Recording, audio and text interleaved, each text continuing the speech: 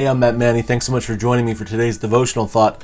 We're talking today about this concept: storms won't faze you. I remember as a kid that whole mathematical formula of hearing the boom and seeing the lightning and counting and dividing and all that.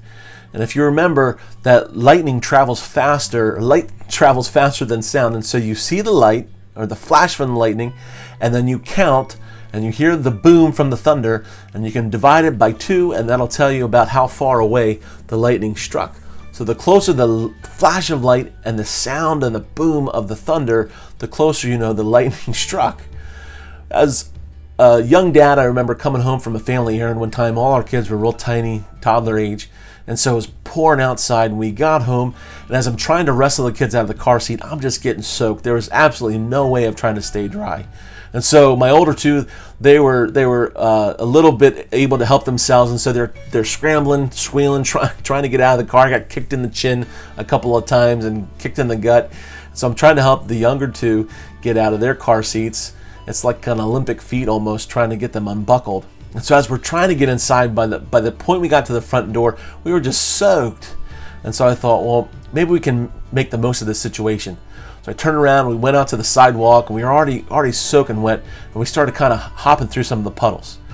But we found that some of the bigger puddles were actually in the street. So we went out in the street, and not only did we break one rule, which was getting soaking wet in our clothes, but we broke a second rule by going out into the street. And I can remember my youngest girls looking at me and saying, "Daddy, is this okay? Is Mommy okay with this?" And I just happened to look up at that time, and I saw Amanda standing at the front door under our awning, and she had a phone, and she was videotaping us, all the crazy antics, puddle jumping out there in the rain. And I looked at one of my girls and I said, "Yep, Mom's good with this. She's fine."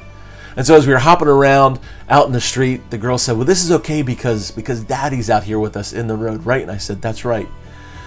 What I found, though, those memories are long gone. What's replaced those memories, unfortunately, has been a series of storms that we've had where it's actually flooded our basement at times. And so now, instead of thinking, oh, we can go outside and puddle jump, now it's been, I better go check the basement. I better check the basement at the church. I better make sure that the laptop and the computers are off, so if lightning strikes, that it doesn't short out everything and knock out the power and cause all kinds of problems. And so instead of the anticipation and joy of a rain shower, now there's this anxiety instead. Have you ever found yourself in situations like that, where you found yourself, instead of being able to enjoy the moment, there was actually a sense of fear and dread and just uncertainty? Well, the disciples found themselves in a very similar story, one of my favorite stories from the Gospels, where we find Matthew records this story. Listen in what happens when the disciples faced their own storm. It says, "Suddenly a fierce storm struck the lake, with the waves breaking into the boat, and Jesus was sleeping. The disciples went and woke him up, shouting, 'Lord, save us, we're going to drown.' Jesus responded, 'Where's your faith? You have so little faith.' Then he got up and rebuked the wind and the waves, and suddenly there was a calm. The disciples were so amazed, they asked, 'Who is this man? Even the winds and the waves obey him.'" Matthew 8:24-27. What I love about this is the disciples, they say, "Lord, save us." In one translation, it actually says, "Lord, don't you care?" You ever found yourself in a situation where you're thinking, "God, don't you see what's going on in my life? Don't you even care what's happening, what's taking place, what we're going through, what I'm facing right now? Don't you know? Don't you care?" We go through a whole series and range of emotions as we're trying to process. We're fearful, and we're anxious, and we're depressed, we're desperate, or maybe even angry or lonely at times. What's amazing is this: nowhere in the Bible will you find God telling anyone not to feel those emotions. The one he calls us to let go of, though, of all emotions, is fear. Why?